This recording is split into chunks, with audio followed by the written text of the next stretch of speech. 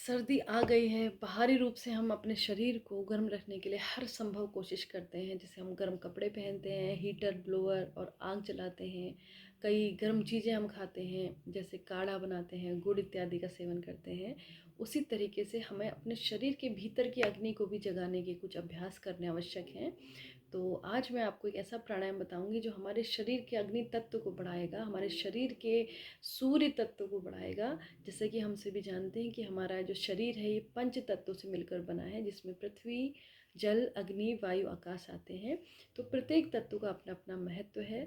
तो हमारे शरीर में प्राण का संचार हो, अग्नि तत्व बढ़े, उसके लिए आज हम एक प्राणायाम का अभ्यास करेंगे, जिससे कि आपके शरीर के भीतर की जो ऊर्जा है, भीतर की अग्नि है, वो प्रदीप्त हो और आप इस ठंड से फाइट करने के लिए रेडी रहें। तो चलिए जानते हैं उस अभ्यास को कैसे किया जाता है।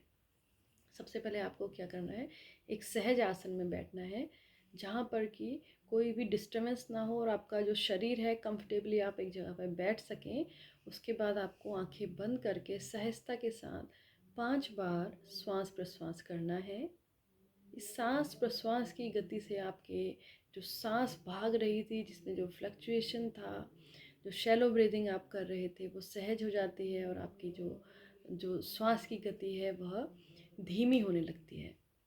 उसके बाद हम प्राणायाम का अभ्यास करेंगे, जो कि सूर्य भेदन प्राणायाम है। जैसा कि नाम से ही हम समझ रहे हैं कि सूर्य भेदन यानी कि शरीर में जो सूर्य तत्व को बढ़ाए, और इस ठंड में हमें इस प्राणायाम की अत्यंत आवश्यकता है। तो चलिए जानते हैं कि इसे हम कैसे करते हैं। तो सबसे पहले आपने अपनी सांसों को सहज कर लिया, अपने पोस्चर को ठीक कर लिया है, तो आपको अपने कमर गर्दन को सीधा करके बैठना है। इसमें हम अपने दाहिने हाथ का प्रयोग करेंगे और बाएं हाथ से आप अपने ज्ञान मुद्रा बनाकर घुटने पर अपने हाथों को रख देंगे सहजता के साथ, और अपने इंडेक्स और मिडिल फिंगर को आपको फोरहेड के बीच में रखना है। आंखें बंद, कमर गर्दन सीधी। फिर आपको क्या करना है, अपने थंब और रिंग फिंगर इसका यूज़ करना है। इससे आप अपने नॉस्ट्रिल को बंद कर देंगे। उसके बाद राइट नॉस्ट्रिल को खोलेंगे, लंबा गहरा दाई नासिका से श्वास भरेंगे, फिर बाई नासिका से श्वास को छोड़ देंगे। इसी प्रकार ये अभ्यास आपको निरंतर इस ठंड के मौसम में करना है। दाई नासिका से श्वास भरना एवं बाई नासिका से श्वास को छोड़ना है। यदि आप प्रारंभिक साधक हैं तो आपको केवल सांस लेना और छोड़ना ही करना है। और अगर आप अभ्यास कर रहे हैं कुछ समय से, तो आप कुछ क्षण के लिए जब सांस भरते हैं तो कुछ क्षण के लिए सांस को रोक भी सकते हैं।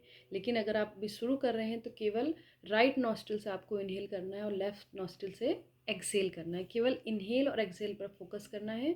और जब भी आप श्वास भरेंगे तो आपको बहुत तेज़ी से श्वास को नहीं भरना है, धीमा और गहरा। तो श्वास जितनी धीमी और गहराते जाएगी उतना आपका मन शांत होगा और आपके शरीर को भी लाभ मिलेगा। तो शुरू में आपको 10 आवृत्ति या 15 आवृत्ति तक करना है। धीरे धीरे आप देखेंगे कि आप अभ्यास को खुद ही बढ़ाते जाएंगे और आपको इसमें बहुत सहजता होने लग जाएगी और इसका लाभ भी आपको मिलेगा। पर आप जब प्रारंभिक साधक हैं तो आप किसी के गाइडेंस में करिए। और अगर आप शुरू करना चाहते हैं तो कुछ चीज़ें जान के ही इस अभ्यास का प्रारंभ करें। बाकी ये इसके बहुत सारे फ़ायदे हैं। यदि आप मन से और अपने पूरे शरीर से लगन से करते हैं तो आप देखेंगे कि आपके शरीर का जो ताप है वो बढ़ते जा रहा है। और इस मौसम में आप को कई सारे जो ठंड संबंधी जो प्रॉब्लम होती है, खांसी, जुकाम, बुखार, ये सब जो होता है वो जल्दी से नहीं होगा और आप स्वस्थ बने रहेंगे। तो बने रहिए इस वीडियो में, इस चैनल के साथ। यदि वीडियो पसंद आई हो तो please like, share and subscribe कीजिए। Thank you.